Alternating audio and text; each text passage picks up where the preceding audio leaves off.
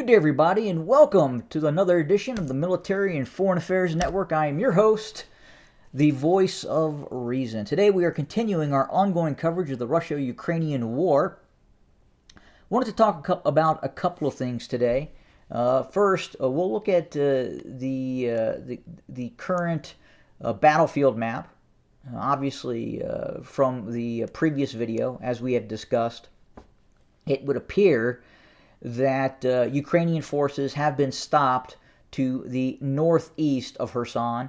Again, the Ukrainian forces were attempting to drive down the western bank of the Dnieper River with the ultimate battlefield objective of seizing Novokhovka, and that is this area right here. This is a crucial area for the crossing of Russian forces and supplies onto the western bank of the Dnieper River.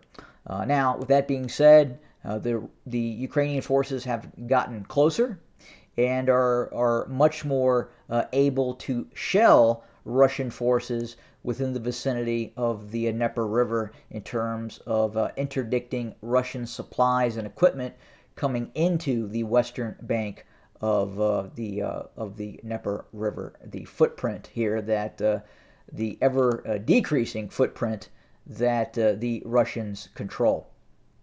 We have also received reports that the Russians have started to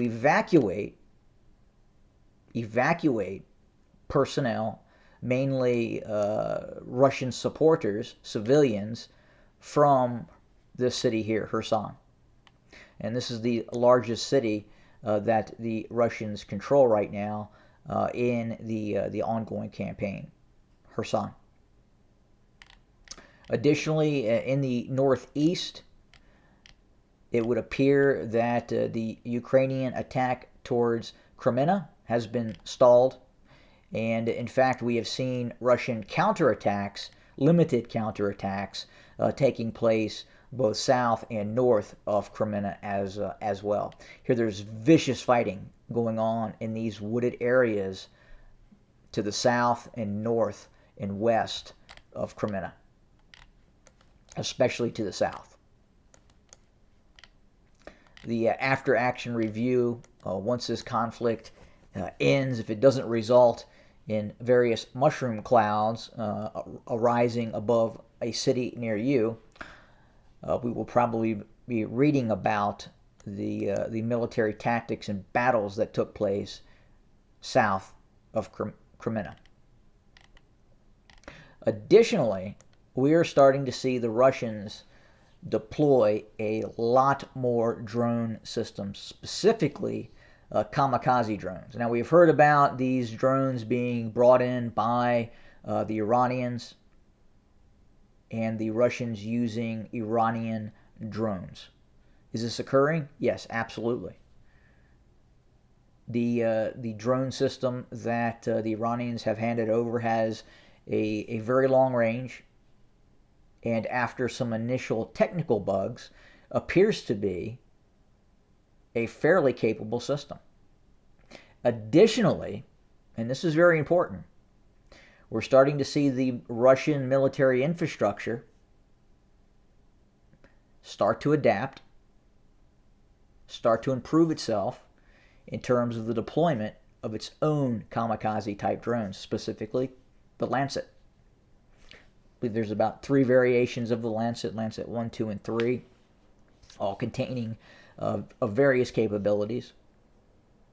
But we have seen firsthand documented video coverage of some of these systems being used, and we're seeing more and more reports and video evidence that these drone systems now being deployed by Russian forces are in fact very effective. Did we see that in the initial stages of this conflict? No, we didn't. But as the war progresses, and we see the Russians adapt to new technologies and then the way wars are being fought now, we are starting to see them employ said systems. The Russian military infrastructure is vast and has the capability of mobilizing, as I've talked about before. And I think we're starting to see that. Not just in manpower being deployed, but the deployment of some of these drone technologies now that the Russian forces are using.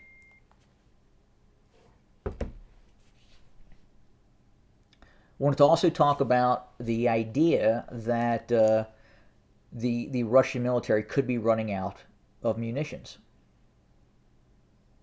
The Russian military may not have the technical ability to reproduce some of these weapon systems.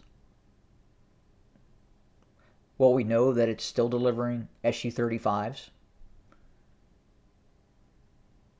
We know that it's still delivering T-90s, T-72B3s, T-80s are being delivered, whether they're coming out of mothball or being reproduced completely new.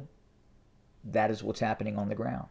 Yes, the EU, some of these Western states may have cut off some of this advanced technology flowing into Russia. But Russia has an alternative resource that supplies the Russian military. And I think everyone knows who that is. China. While the Chinese may say that they are not supplying Russian forces, I can guarantee you that those technologies that Russia may not be manufacturing inside of Russia, the Chinese are handing over those systems. And we'll probably continue to see that occur within the confines of this conflict. So to say that that Russia is running out of munitions, and I find that very, very difficult to believe. Some of the media outlets that have been talking and discussing the ongoing war between Russia and Ukraine several years ago said that it was guaranteed 100% that Assad would be removed from power. Guess who's still in Syria? Guess who's still running the country? Guess who defeated those forces that were trying to overthrow his regime? Still there. Not a good call. Anyway, I think you get the idea. I think you get where we're going with this in terms of what we're watching, what we're seeing. Just because one thing is being said right now does not mean a year from now, 2 years from now, that is going to come to fruition. But we will continue to monitor, report, and obviously bring you more content for your consumption. Thanks for joining us today. And as always, have a good day.